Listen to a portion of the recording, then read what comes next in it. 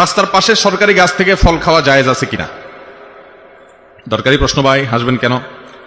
রাস্তার ধারে যে সমস্ত ফল থাকে, ফল গাছ থাকে, এই ফল গাছগুলো যদি বিশেষ কোনো ব্যক্তির ব্যক্তি মালিকানাধীন ফল না হয়, সরকারি গাছ সরকারি রাস্তায় সরকারি গাছ অনেক সময় ফল হয়, বা অনেক সময় ব্যক্তি মালিকানাধীন হলেও সেটাকে অনেক সময় রাস্তার ধারে এভাবে ওপেন রেখে দেওয়া হয়, এটার ফল এগুলোকে হেফাজত করার জন্য, সেভ করার জন্য, নিরাপদ করার জন্য কোনো আয়োজন থাকে না, ওপেন থাকে।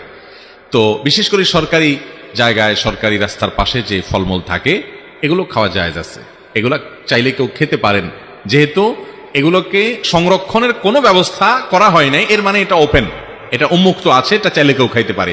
একটা হাদিসে নবী করিম সাল্লাল্লাহু আলাইহি ওয়াসাল্লাম বলেছেন, কেউ যদি কোনো ফলের বাগানে যায় সে সেখানে খেতে পারবে, কারণ তখনকার সমাজে বাগানে গেলে খাওয়ার পারমিশন সবাইকে দিত, এখনো আছে অনেক দেশে পৃথিবীতে, যে ওখানে ঢুকলে খেতে পারেন, কিন্তু সে অনেকগুলো ভরে নিয়ে আসবে এই সুযোগ নাই, এই অনুমোদন দেওয়া হয় না। অতএব রাস্তার ধারে এরকম কোনো ফল আছে, এটা সিস্টেমই বলে দিচ্ছে যে এটা কেউ খেলে মালিক কর্তৃপক্ষের কোনো আপত্তির ব্যাপার নাই, অতএব কেউ চাইলে সেখান থেকে খেতে পারবে। এমনকি আমাদের আশেপাশে দেখা যায় অনেক আম গাছ থেকে আম পড়ে, তাল গাছ থেকে তাল পড়ে, অনেক ফল ঝরে পড়ে, এগুলো নেওয়া যাবে কিনা? উত্তর হলো, মালিক পক্ষের যদি অনুমতি থাকে, সে অনুমতিটা বোঝা যায় বিভিন্নভাবে। যেমন কথার কথা, এটাকে হেফাজত করার মতো কোনো ব্যবস্থা নেই, অনেকে কাঁটা দিয়ে রাখে, অনেকে বেড়া দিয়ে রাখে, অনেকে জাল দিয়ে রাখে, এগুলো দেখলে তো বোঝাই যাচ্ছে যে উনি আপনাকে এটা নিতে দিচ্ছে না, তখন ওটা খাওয়া জায়েজ হবে।